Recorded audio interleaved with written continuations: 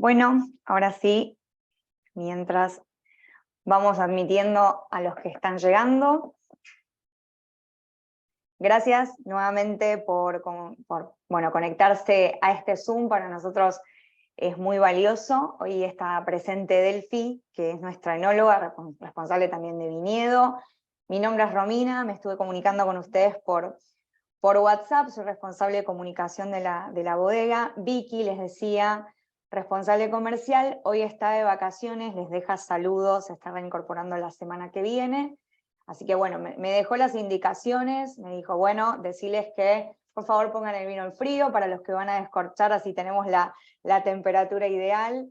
Y bueno, la idea un poco es, en este Zoom, que es para los clientes que adquirieron el Merlot en exclusiva, es contarles cómo fue el proceso, el detrás de escena, estas particularidades que tiene esta partida limitada. Así que bueno, Delphi va a ser quien nos guíe en este momento.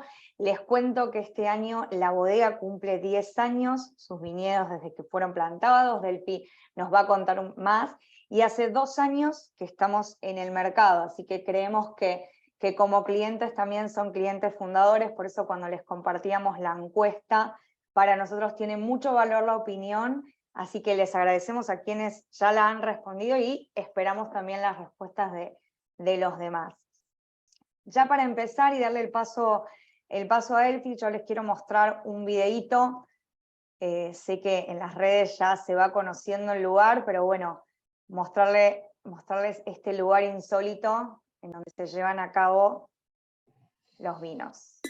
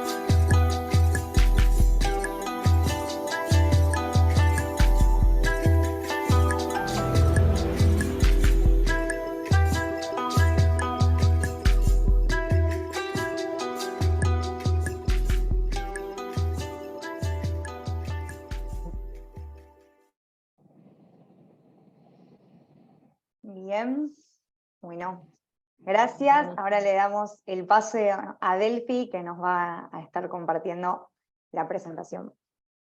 Bueno, gracias Romy, hola a todos, bienvenidos, gracias por estar acá, por darnos un rato de su tiempo. Voy a poner la presentación, díganme por favor si lo llegan a ver bien. ¿Ahí se ve ok? Bien, Ahora perfecto. seguramente va a estar en presentación. Ahí perfecto, Delphi. Disculpame te interrumpa. Vamos a ir, si quieren alguna consulta, las pueden poner en el chat y al final lo vamos charlando. Así que bueno, gracias por tener sus micrófonos apagados. Bien, bueno, nada, me sumo al agradecimiento de Romy de haberse conectado, dedicarnos este rato. La verdad que está bueno de nuestra parte poder contar lo que hacemos y que haya alguien del otro lado interesado en escucharlo. La idea de esta charla es hablar un poco de las generalidades del Merlot como varietal, de dónde lo encontramos, y después en particular de este Merlot insólito, que 2018, que es el que tienen, que han probado o no lo han probado todavía, no sé si ya lo tomaron o no, de una forma o de la otra, la presentación y la charla esta les va a servir. Y como dijo Romy, esto queda grabado, o sea que el que no lo probó y después quiere probarlo y volver a la presentación también lo puede hacer. Bien, para hablar generalidades de lo que es el Merlot obviamente es una cepa tinta, originaria de Francia, que siempre estuvo asociada en el matrimonio Merlot-Cabernet Sauvignon, desde los orígenes, y siempre en vinos de corte, y de alguna manera bastardeada como varietal hasta que se empezó a demostrar su potencial. Es originaria de la zona de Francia, de Burdeos particularmente, donde se hacen los merlot más prestigiosos, y después fue avanzando a otras zonas de Europa y también de lo que llamamos Nuevo Mundo. A nivel campo es una variedad que es de ciclo corto para hacer una uva tinta, porque madura muy cerquita de las uvas blancas, como un Pinot Noir, y tiende a tener racimos grandes, laxos, que quiere decir que son como sueltos, con las uvas chiquitas, donde hay mucha ventilación, lo cual es ideal para zonas húmedas, y que se adapta súper bien a suelos fríos y a climas templados. Hay como una cosa muy característica del Merlot, que es que pasa de estar madura la uva para cosechar a estar sobremadura en cuestión de muy pocos días. Entonces uno va por el viñedo, ve la uva, la prueba, dice esto va a estar en estos días, pero hay que estar súper atento porque de la noche a la mañana la uva se pasa, es muy crítico el punto de cosecha. Pero muchas veces intencionalmente se la espera para tener perfiles de vino un poco más maduros, y eso determina los dos grandes estilos de Merlot que hay. Uno con más concentración y más maduro, y otro más elegante, más frutado y con más acidez. Para entender un poco a nivel mundial dónde está posicionado el Merlot, como les comentaba, arrancó en Francia, en la zona de Bordeaux, y después fue pasando a Italia, primero como vino masivo y después como vino de alta gama también, y luego a todo lo que está fuera de Europa, que es lo que llamamos Nuevo Mundo, porque es la viticultura moderna, entre comillas, en Estados Unidos, Sudamérica, Chile, Argentina, Sudáfrica, Australia y también Nueva Zelanda, que no está en este mapa, pero que tiene exponentes de Merlot que la verdad que son súper interesantes. Acá un pantallazo rápido de todas estas zonas que nombramos. La zona de Bordeaux en Francia se caracteriza por ser la confluencia de dos ríos, que son el Gironda y el Dordoña, y que esa confluencia marca como dos regiones diferentes, que son la orilla izquierda de esos ríos y la orilla derecha. La orilla izquierda tiene características más cálidas y otra exposición que la hace más apta para Cabernet Sauvignon como variedad predominante, y la orilla derecha es más fresca y es donde predominantemente crece el Merlot. Digo por predominancia porque los vinos de Bordeaux son en general todos blends, con una variedad más fuerte por sobre el resto, que en este caso en la orilla derecha es el Merlot, pero no quiere decir que sean 100% varietales. Las zonas más prestigiosas son Saint-Emilion y Pomerol, donde de hecho están los Merlots más caros del mundo, y luego también tienen la característica de tener acidez bastante marcada, son uvas que se cosechan tendiendo a casi verdes a ojos de quien prefiere un perfil más maduro, porque eso le da después una acidez mucho más alta que le permite al vino una guarda más prolongada. Y son vinos que tienen añadas muy viejas que se conservan súper bien, como es el caso del Petrus. Y en el caso de Italia, Italia arrancó con el Merlot como un vino de mesa, como un vino masivo, plantado todo en el norte de Italia, y luego, al llegar a Toscana, se empezó a especializar en la viticultura y en la enología del Merlot, y hay Merlots 100% varietales que son espectaculares, como es el caso del Maceto. Ya yendo a lo que es Nuevo Mundo, acá sí, Estados Unidos es la bandera de ese Merlot que yo les decía más maduro, como en general los estadounidenses se caracterizan por preferir concentración en los vinos de todos los varietales, y el Merlot no es la excepción, y buscan esa madurez de cosecha casi tirando a uva no pasada, pero sí lo que llamamos cocida de alguna forma. Entonces el vino resultante tiene notas más como de mermelada o de fruta negra, muy sobremadura, y algunos le dicen que también tiene notas de budín inglés, por esto de la fruta pasada, o de la fruta pasa. Napa es característico por ese estilo de Merlot, y ya lo que es Long Island y Columbia Valley en Washington están como queriendo ir a un poco más el estilo fresco que tiene el de Burdeos. Australia es como el hermano menor de Estados Unidos en ese sentido para el hemisferio sur, porque también buscan ese estilo más exuberante y más concentrado, pero para el caso de Nueva Zelanda, con Hawke's Bay y Stellenbosch en Sudáfrica, lograron la elegancia de los vinos de Bordeaux. Si bien es muy difícil para el consumidor percibir como un vino de igual calidad un vino de San Emiliano Pomerol con uno de Nuevo Mundo, la realidad es que van por ese camino. Hay mucho de tradición, pero en los vinos están a la altura muchas veces. Y para terminar con lo que es el posicionamiento del Merlot en el mundo, en Sudamérica está Chile y Argentina. Chile, bueno, característico por sus Merlot y por el Cabernet Sauvignon. En todos estos lugares que fui nombrando siempre está asociado el Cabernet, porque se copió la receta de Burdeos en el resto del mundo. Pero bueno, ya sabemos todos que de a poco va tomando un poco va ganando respeto como varietal que hasta ahora no tenía.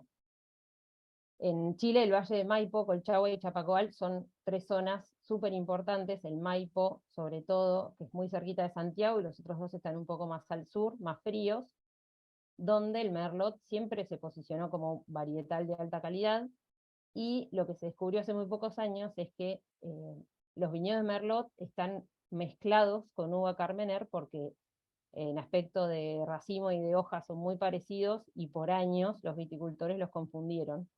Entonces, a la hora de comprar un Merlot chileno, puede que tenga una proporción alta de uva Carmener.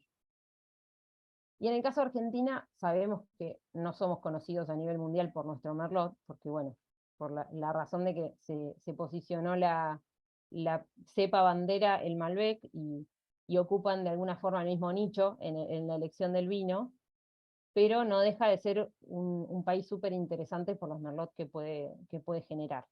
Mendoza tiene Merlot súper interesantes, y hay bodegas que lo elaboran hace muchos años, y que está la posibilidad de probar las verticales desde hace 40, 50 años, ya con un estilo más concentrado y un poco más maduro, pero la zona relativamente nueva de Patagonia, hace unos 30 años, empezó a desarrollar Merlot realmente muy buenos, sobre todo en Neuquén, lo cual es súper lógico porque es una zona más fría, suelos más fríos, el clima más templado, que son todas las condiciones que hace que la uva se exprese mejor.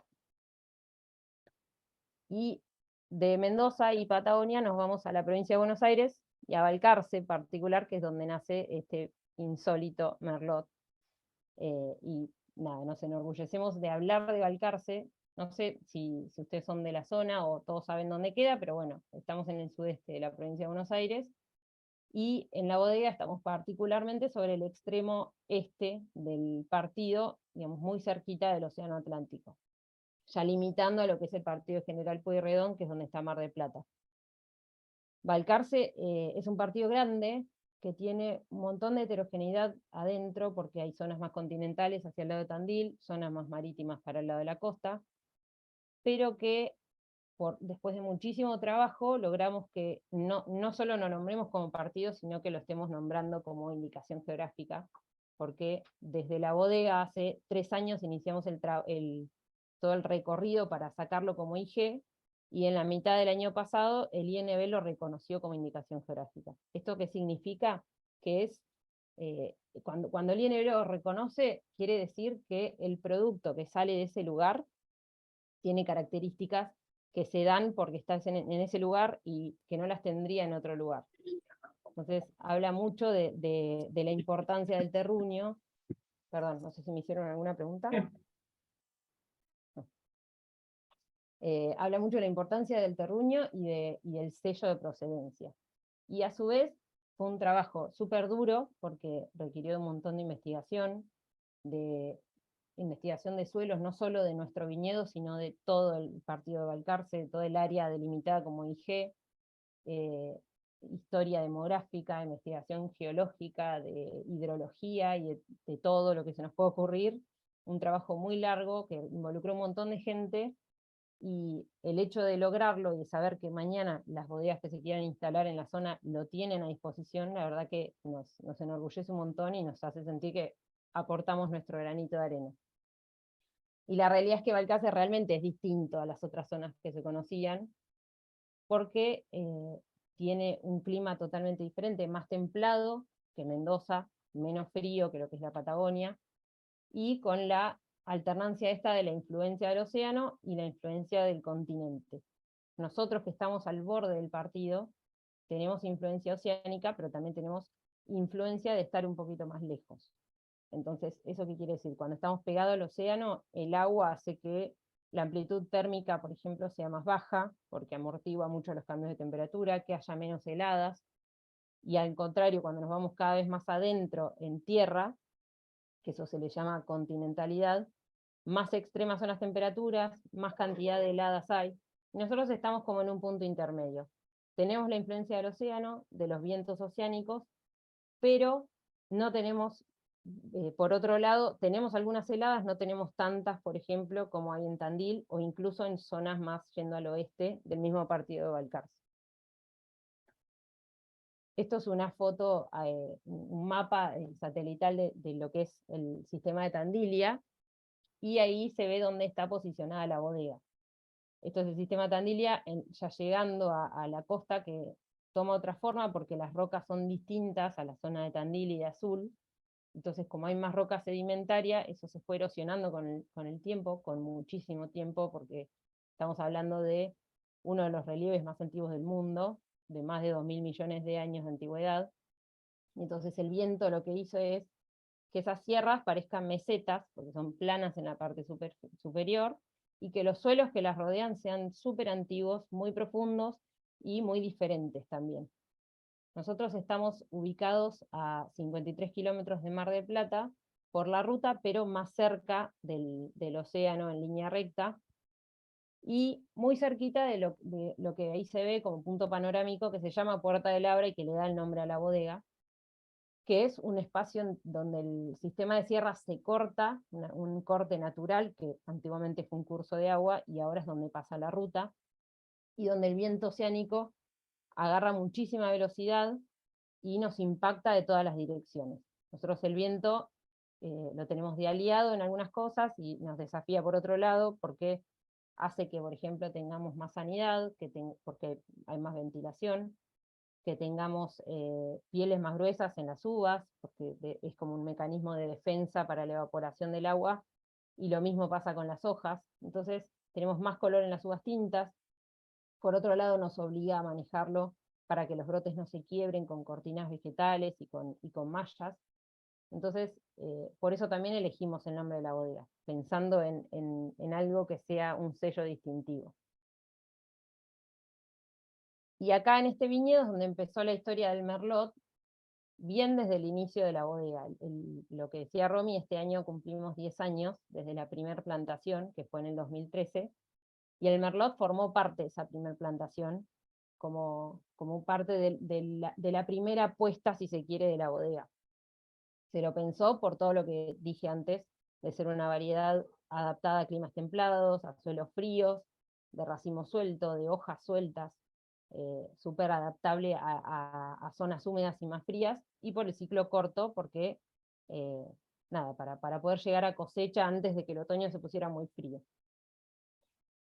Y esta plantación, la realidad es que hoy por ahí no nos llama tanto la atención pensar en viñedos en Buenos Aires, en viñedos en Córdoba, en Entre Ríos, porque ya tenemos mucho más interiorizado lo federal que se está volviendo la viticultura. Pero la realidad es que 10 años atrás éramos un poco excéntricos y todo el mundo nos miraba raro por tener un viñedo ahí, y no era tan fácil hacerse ni de los recursos, ni de los insumos, ni de las herramientas. Incluso hoy sigue siendo difícil, era más difícil en ese momento.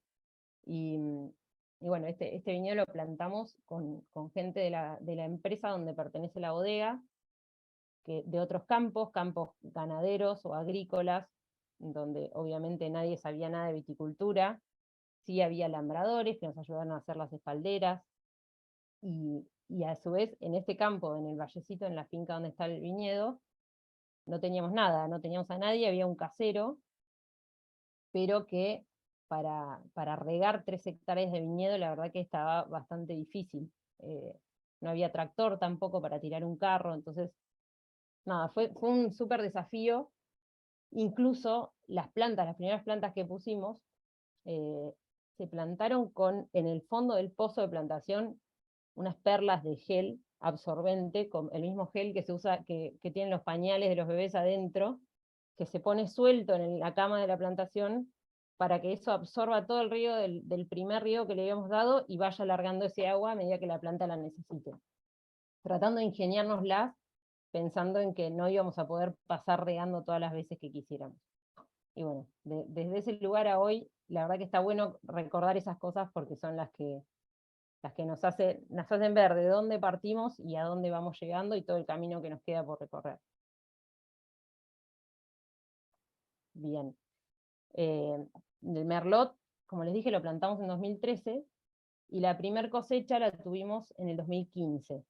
Una cosecha súper chiquita y que fue de hecho la primera cosecha de uva tinta que tuvimos en la bodega y que nada, nos hizo poner un poco de atención en los tintos cuando pensábamos que el camino era espumantes y vinos blancos. Y bueno, ustedes, tal vez Victoria se los haya comentado, pero hemos hecho muchos estudios de suelos con un equipo de franceses que son expertos en caracterización de terruños, y ellos también nos reafirmaron esto del potencial de la zona para espumantes y para vinos blancos. Igualmente decidimos seguir apostando a los tintos, porque bueno, es parte también de la característica que tenemos de decir, queremos probar y que la experiencia nos demuestre lo contrario. Y bueno, y este primer merlot que cosechamos a mano, como siempre seguimos haciendo, fue muy poquito, elaboramos solamente 50 litros, re poquito, que los cuidamos como si fuera un hijo, y que esos 50 litros elaborados en un tachito, la verdad es que nos dieron botellas que después nos sorprendieron un montón, porque tenía muchísima fruta, no era un vino verde en lo más mínimo, que era lo que pensábamos que por ahí podía pasar, que no llegaran a madurar, y nos envalentonó de alguna forma para la siguiente añada. Ya en 2016 tuvimos un poco más de kilos que nos permitió después llenar una barrica, y 2017, que fue como la añada donde más rendimientos íbamos a tener, fue un año muy malo y súper complicado a nivel climático. Un año donde febrero llovió un montón, marzo también llovió un montón, y la uva no tenía color, no llegaba a madurez, se podría, vinificamos igual, pero con la duda de qué hacer, siempre con la bandera de que en la bodega buscábamos hacer vino de alta gama, y un producto que exprese la máxima calidad posible, y la realidad es que ese vino 2017 no la tenía, entonces estuvo en tanques a las vueltas, sin que lo embotellemos, y sin saber qué hacer con ese vino, que finalmente terminó en conjunto con una destilería vecina. Terminamos haciendo alcohol 70 en el inicio de la pandemia para poder llevar al hospital de acá de Balcarce y de los pueblos cercanos. Así que bueno, terminó en una buena causa. Y de ahí nos fuimos a la cosecha 2018, que es la que ustedes ahora tienen en sus botellas o en sus copas, que cosechamos el 14 de marzo. El año 2018 fue el año ideal para los tintos, porque tuvo una primavera cálida, con buena humedad, no fue un año seco como este, sino que durante la primavera fue lloviendo parejo, de manera que en la tierra había agua en el perfil, pero después en el verano no llovió nada.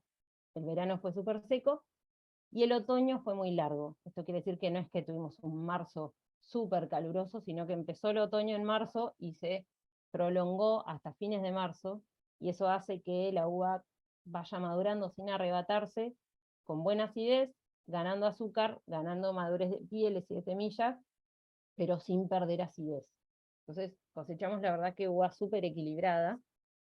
Cosechamos siempre a la mañana temprano, ahí en la foto se puede ver como que recién empieza a dar el sol en el viñedo, y eso es para que la uva se mantenga fría, porque en cuanto se empieza a calentar puede degradar ácidos y perdemos calidad.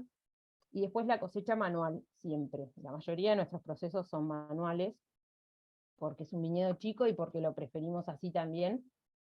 Y un poco nos sentimos algo así como un viñedo escuela, porque al ser los primeros y los únicos por un montón de tiempo, toda la gente que forma parte de nuestro equipo y la gente que viene en épocas de más demanda, como la cosecha o el desbrote, la mayoría es el primer viñedo que ven, o obviamente jamás trabajaron en uno. Entonces hacemos muchísima docencia dentro del equipo de trabajo de cómo hacer los procesos para poder mantener la calidad de la uva, para darle el mejor cuidado posible. Y en el caso de la cosecha, que es un momento re crítico, usamos unas tijeras muy chiquitas, muy finas, que hacen que se pueda meter dentro de la planta sin arrastrar ramas, sin meter hojas en la caja. Entonces la uva entra limpia a la bodega, sin hojas. Hay unos cuantos dedos cortados también en la cosecha porque pues son muy filosas y en la primera experiencia siempre hay alguna cicatriz, así que arrancamos la vendimia estoqueados de curitas para todos, pero bueno, eso hace que también haya otro cuidado de la uva. Y cosechamos en cajas, no usamos bins grandes, cajas que no cargan más que 18 kilos, y eso hace que la uva esté apoyada racimo sobre racimo, pero no con tanto peso que llegue a reventar las vallas de la base, porque si pasara eso, el jugo se empieza a oxidar. Entonces la uva llega sana a bodega, y ahí arrancamos todo el proceso de selección y despalillado. Acá se ve también cómo continúa lo artesanal del proceso, o sea, el despalillado manual, porque el merlot tiene la particularidad de que al ser un racimo tan laxo, en las despalilladoras chiquitas, nosotros tenemos una despalilladora muy chiquitita, y ese racimo laxo tiende a enredarse en las paletas y no poder despalillarlo. Entonces preferimos la calidad que le da el despalillado manual. Y ahí en la foto de la izquierda fue de esa vendimia. Ese que está ahí es mi hijo, que en ese momento tenía 2 años, que estuvo despalillando todo el día con nosotros, y nada, es un poco también para mostrar lo que es la vendimia, y lo que es el vino. Así como el vino es para compartir, y es ese compartir con la gente, y es un punto de encuentro para un montón de cosas, la vendimia también es eso, porque son muchísimas horas, es cansador, pero por otro lado se redisfruta, y siempre, en el momento en que estamos no damos más de cansancio, pero cuando termina uno lo extraña, y la verdad que compartirlo con la gente que uno quiere y poder enseñarlo no tiene precio. Y después de ese despalillado, la uva fue a un tanque chiquito de acero inoxidable, donde hicimos todo el trabajo de pisón de pieles a mano también, para no romper mucho esas pieles, para no extraer amargos de la semilla, y luego prensamos en una prensa chiquita de plato, que también manual, con un plato superior que se fue empujando a mano. Ahí esa foto que se ve en la derecha son los orujos ya secos, pero esta prensa manual lo que hizo también es poder prensar sin sobreextraer borras de las pieles. Una vez que termina la fermentación, las pieles están deshechas, y si uno se pasa de largo, extrae mucha borra y el vino queda más secante. Después de ese descube, el vino fue a parar, este merlot, a barricas de primero, segundo y tercer uso durante 30 meses. Que ahí algo muy curioso que nos pasó es que en el caso del 2016, que yo les contaba que pudimos llenar una barrica, teníamos muchísimo miedo de que se nos pasara de madera, entonces los dejamos durante 10 meses en esa barrica y después lo sacamos. Y el vino, que no, era una partida muy chiquita, finalmente no llegó a la comercialización, quedó muy maderoso, o sea, era todo lo contrario a lo que hubiésemos esperado desde la inexperiencia, es decir, fueron 10 meses y esto era pura madera. En cambio, este Merlot 2018 lo dejamos 30 meses, en barricas de primer uso, también barrica usada, pero ahí ya con otra carga de estudio y de experiencia, de entender que la madera y el vino necesitan tiempo para integrarse, para amalgamarse, y que, contrario de lo que uno quiere pensar, de lo que uno puede llegar a pensar en este caso, una crianza mucho más prolongada hizo que la madera no esté tan presente en el principio, en golpe en el vino, sino que esté integrada. Después de esos 30 meses, fraccionamos el vino a fines del año 2020 y después quedó en bodega hasta fines del 2022, que fue cuando lo lanzamos, y siempre probándolo periódicamente en botella para ver cuándo fue el momento, o cuándo sería el momento propicio para lanzarlo. Es un vino que, por sus características, yo creo que tiene una elegancia súper marcada, que habla de un clima más frío, no de una uva súper concentrada, y que por la acidez que tuvo en cosecha, es un vino que tiene un buen potencial de añejamiento.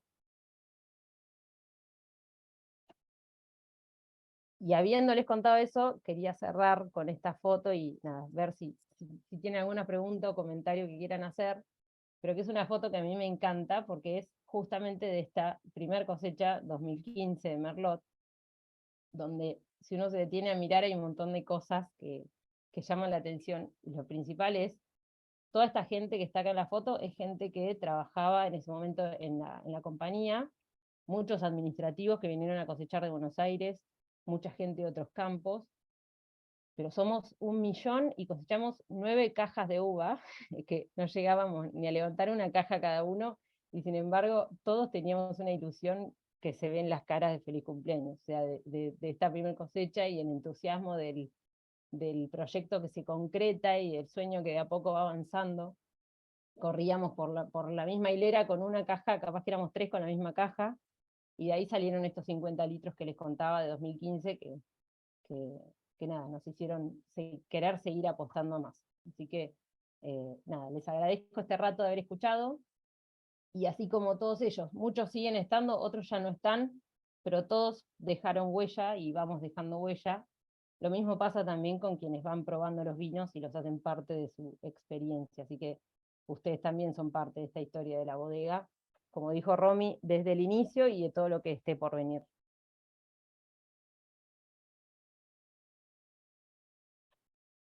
Gracias, Delphi.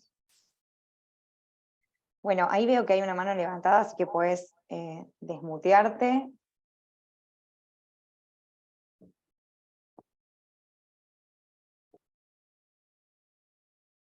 Había una mano levantada. Bueno, si no tenés micrófono, lo podés. Bien. No sé si ves Delphi, pero bueno, expresan felicitaciones. Sí, ahí veo Ok. Era un el aplauso en realidad, ok. Fallé yo entonces. Pero, gracias. gracias. Bueno, si las no preguntas quiere decir también que fuiste muy clara. Yo sí tengo una pregunta y por ahí es parte de todo lo que fuimos comunicando, de estas 500 botellas, ¿no es cierto? Que hoy somos partes de los que tenemos una y muchos degustaron, otros todavía no, pero si querés contarnos por qué es una partida única y también cómo ves el futuro del Merlot dentro de la bodega, teniendo en cuenta que justamente es una partida única y que no se va a repetir como tal.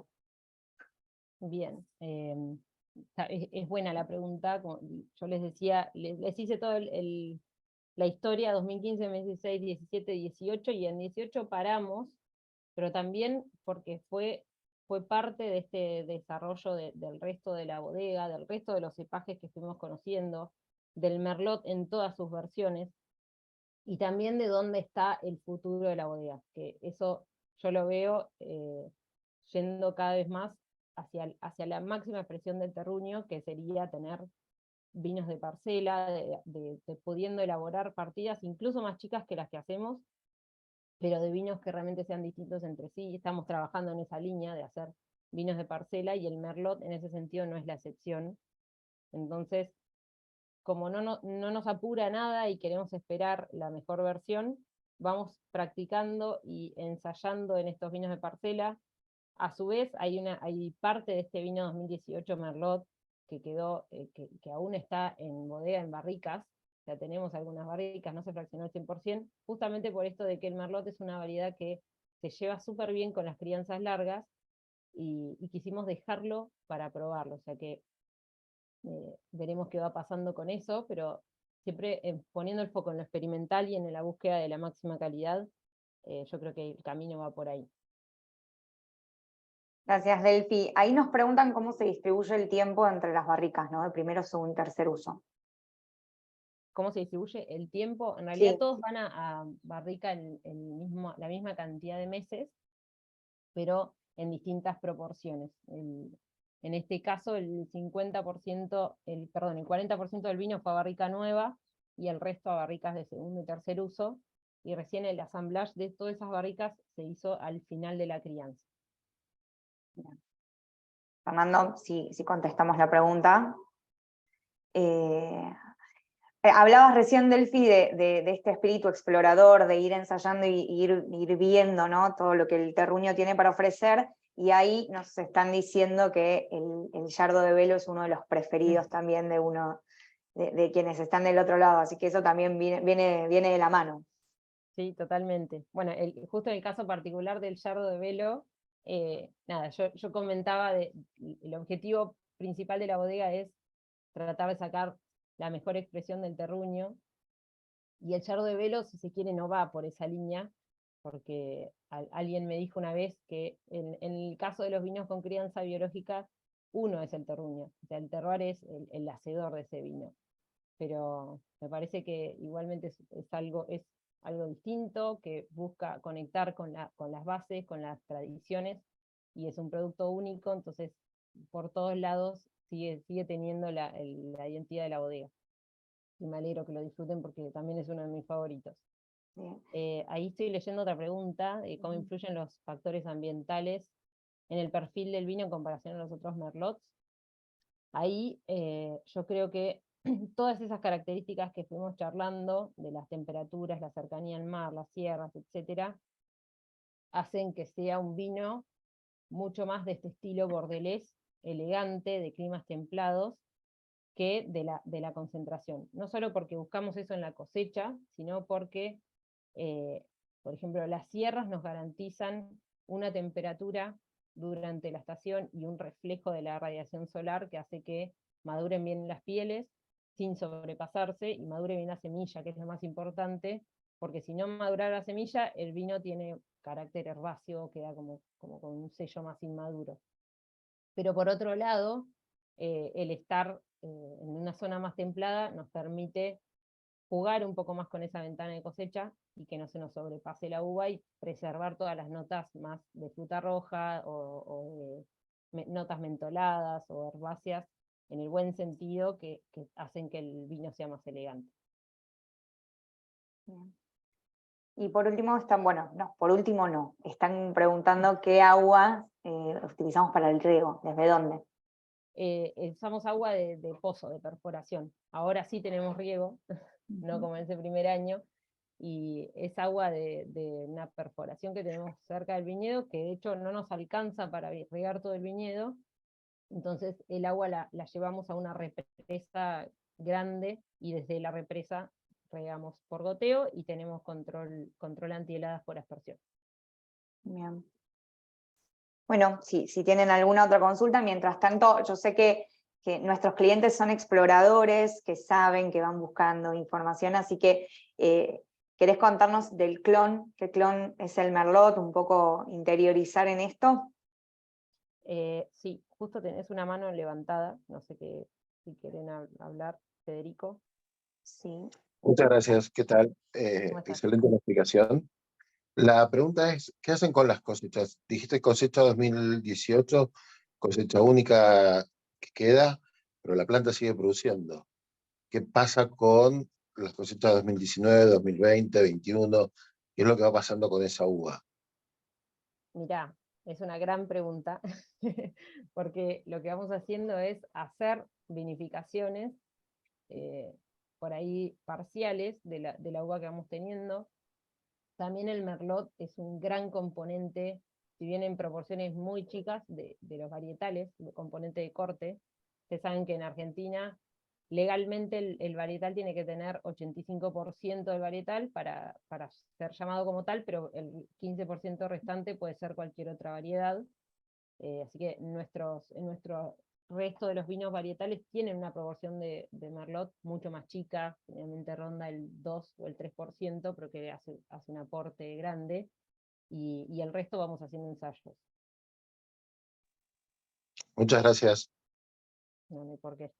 Y vuelvo a la pregunta del clon. Nosotros tenemos el clon 181, que es uno de los más plantados a nivel mundial, y que tiene como característica que tiene súper buenos rendimientos, muy parejo a la hora de florecer del cuaje de la uva, y este racimo bien laxo con la uva más chiquita. Hay merlots que tienen un racimo más cerrado, más compacto.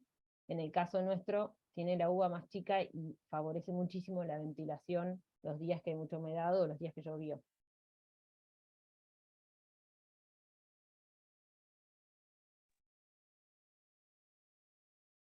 Nos consultan si solo hay 18 y qué pasa con las próximas, ¿no? 19, 20, 21, si no van a salir como varietal. No, en esas añadas definitivamente no va a salir como varietal, y yo estimo que en el futuro el que salga como varietal puede llegar a ser lo que hablábamos hoy, como vino de parcela o tal vez como un blend de parcela.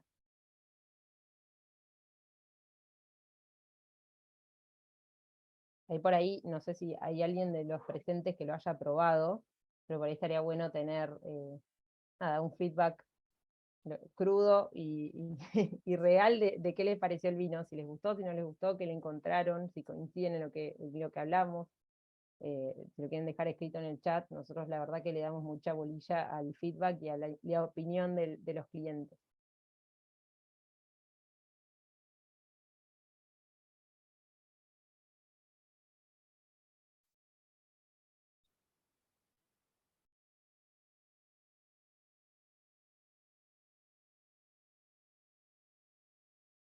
Si no, en el caso en el momento que contesten la encuesta, los que no lo hicieron aún, tienen esa posibilidad también de dejarnos esa devolución.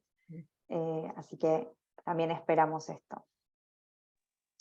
Buenísimo, perfecto. ¿Qué tal? Perdón, yo no lo probé el Merlot, estoy ahora de vacaciones, no me lo traje para acá. Estoy cerquita de ustedes, pero estoy en Mar del Plata, por eso no estoy opinando, pero sí probé los otros. Por ejemplo, el Tanat. ¿Me puedo hacer una pregunta sobre eso? Sí, sí, sí, totalmente. Bien. El Tanat es muy diferente a los otros Tanat que vengo probando, ¿no? Es un Tanat con otras características completamente diferentes al uruguayo, a un salteño, a un mendocino, que poco hay, pero algo hay. ¿Qué es lo que están buscando ahí? Porque es muy diferente al resto, ¿sí? ¿Y por qué buscan un Tanat en una zona que es rara para el Tanat? Si bien es similar, podríamos decir, al uruguayo, porque está en una zona parecida, pero es muy diferente la característica de uno y otro. Bien, ahí te repregunto para entender un poco tu visión del vino. ¿Cómo lo encontraste? ¿Diferente en cuanto a la fruta, en cuanto a la concentración? Yo coincido que son distintos, pero para no condicionar, digamos, la opinión, ver Está, cómo lo viste vos. yo lo vi menos concentrado que un uruguayo, ¿sí? Mucho más suave, pero si yo lo comparo con un salteño, que me gusta más que el uruguayo, por más que tenga una tradición mayor el Tanat uruguayo que en Salta, me pareció que le faltaba por ahí una sutileza. Lo encontré más para nuestro paladar el Tanat de ustedes, pero como que eh, le falta más ese toque redondo, afrancesado que tiene el Tanat salteño, ¿sí? El Tanat salteño es más europeo que el Tanat uruguayo. El Tanat uruguayo es mucho más concentrado que el Tanat que nosotros podemos probar en Salta o en Mendoza. El de Mendoza yo lo bajo de nivel, no lo pongo a la altura del salteño, lo tengo mucho más abajo, ¿sí? Bien. Porque es otro vino, no, creo que no se da en Mendoza. Pero si lo comparo con el uruguayo, que tiene un grado de concentración muy alto, no lo encontré. Yo esperaba encontrarme algo más parecido a un Tanat uruguayo que al Tanat de ustedes. Mira, lo que buscamos, está buenísima tu observación y la comparación que hiciste. lo que termina pasando en definitiva en Salta es que ellos tienen lo bueno del clima, del clima cálido, de la latitud más alta, y también lo bueno de la altura, porque tienen noches muy frías y muchísima disponibilidad de sol y de radiación para la madurez de las pieles. O sea, el desafío que tiene el tanat es la piel y la semilla. Se llama tanat justamente porque es una de las uvas con más concentración tánica que hay, y elaborado como otras uvas tintas, puede llegar a ser un vino casi intomable o muy agresivo en cuanto a la estructura y la astringencia que tiene. En el caso de Salta, la radiación hace que los taninos maduren muchísimo y las pieles maduren un montón y las semillas también, y el frío hace que no sea después un vino hiperconcentrado y pasado de madurez. Entonces es como el equilibrio ideal. Nosotros estamos, si se quiere, climáticamente mucho más parecidos a Uruguay, pero la idea siempre fue tratar de sacar al tanat de ese preconcepto de que es un vino muy astringente y elaborarlo preservando la fruta con un acompañamiento de madera, porque el tanat siempre tiene una crianza prolongada y también una crianza larga en botella, y obligatoriamente larga en botella, pero con esa idea de que no sea puro taninos, y de que justamente tal vez no es lo que la gente se va a esperar encontrar en un tanat. Con Vicky siempre decimos que es un tanat bebible y que no es lo que uno está acostumbrado a encontrar en ese varietal. Y de hecho se trabaja muy suave en bodega en la fermentación para no correr el riesgo de la sobreextracción, y se trabaja con maceraciones post-fermentativas, que es la única variedad en la que lo hacemos, para poder polimerizar taninos y suavizarlo. Aún con eso, el vino recién cosechado no tiene nada que ver con lo que es el momento en que sale a la venta. Sale a la venta casi 5 años después de la cosecha, 4 o 5 años. Pero coincido con vos en que son distintos los estilos, y lo que buscamos fue eso: suavizar taninos, tratar de hacer un vino más elegante, y del 2018, que es la que ahora está en el mercado, hacia adelante, las añadas cada vez van más en búsqueda de mostrar más la fruta y tal vez menos presencia de la madera. Muchas gracias. Ahora tengo otra pregunta entonces. Dale. Ya que el TANAT me estás dando a entender que va a tener la continuidad. Sí, las otras añadas y me seguís hablando. ¿Por qué el Merlot no?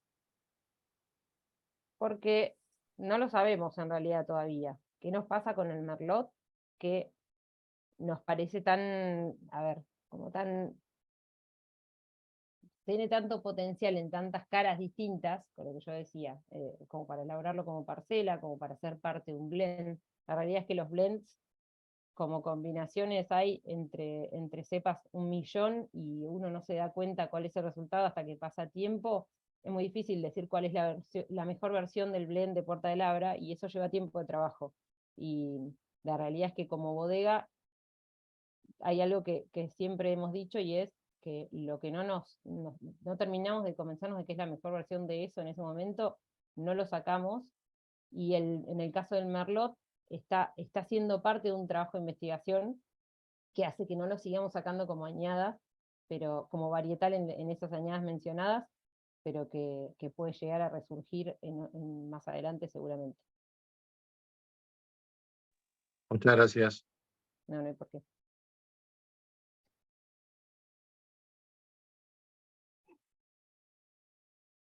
Tenemos una pregunta del FI escrita. No sé si se referían al TANAT, si hay algo de carbónica, poca extracción o... ¿Cómo lo hacen? No hay maceración carbónica. En el caso del Merlot no hacemos maceración carbónica. ¿O el Merlot o del Tanat? Ah, del TANAT.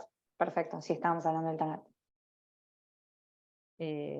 No tiene el Tanat ni el Merlot tampoco, no tiene maceración carbónica. Y en el caso del Tanat es poca extracción, es más bien maceración corta, prefermentativa, y mucha mano en el trabajo durante la fermentación. O sea, según cómo va avanzada la fermentación, uno puede meter más mano o no, según cuánto gas hay en el vino y demás, y eso hace que tengas más extracción después de color y de taninos de la piel, o menos, y ahí es donde estamos muy encima del tanat, que es una uva que si uno no vigila la fermentación muy de cerca, puede terminar de fermentar muy rápido y no permitir, porque levanta mucha temperatura de golpe, y no permitir que hagamos estos trabajos. Entonces vamos manejando esa temperatura y manejando los pisones que se hacen durante la fermentación para no sobreextraerlo.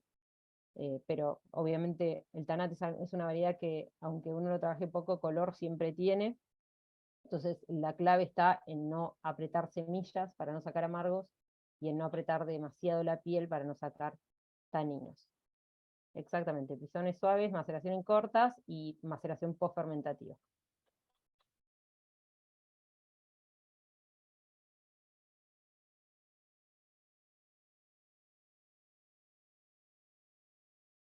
Buenísimo. Perdón que hable, pero estoy desde el celular y es muy difícil escribir. No hay problema.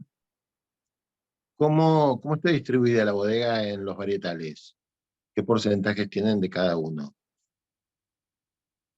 Tenemos hoy en día 60% cepas tintas y 40% cepas blancas. Dentro de esas blancas tenemos albariño, riesling y una mínima parte de chardonnay. Y en las tintas tenemos tanat, cabernet franc, merlot y bonarda y pinot noir. Ah, gracias. ¿Por qué las eligieron esas? Algunos eligieron por la teoría, pensando, o sea, incluso con el caso del merlot, por el ciclo más corto, por la posibilidad de madurar en una zona como Balcarce, y otras se fueron eligiendo también por el potencial desde lo singular, por ejemplo, o por cumplir las dos condiciones. Chardonnay, Pinot, Bonarda, Cabernet Franc, Tanat y Merlot están desde un inicio, pero el Riesling y el albariño se sumaron más adelante, ya con estudios de suelo, estudios de clima, estudios de viticultura internacional, y entendiendo dónde podíamos estar con puntos en común, en varietales que en Argentina no son tan comunes, y que súper interesante saber cómo se darían acá, y que nos podían dar un valor agregado también por el diferencial respecto a lo que generalmente se hace. Muchas gracias.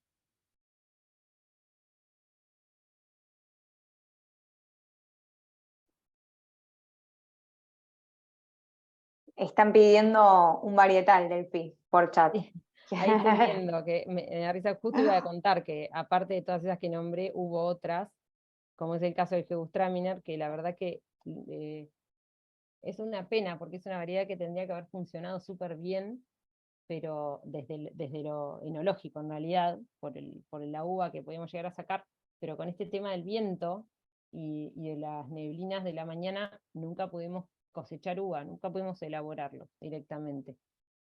Así que realmente ahí nos costó un montón la producción, al punto que después de 4 años, donde el resto sí estábamos cosechando y Gewürztraminer no, decidimos sacarlo, pero nunca descartamos que pueda llegar en algún momento a volver, tal vez no en el mismo lugar donde está plantado el viñedo del Vallecito.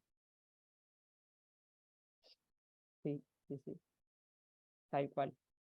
Pero sí, es un varietal espectacular.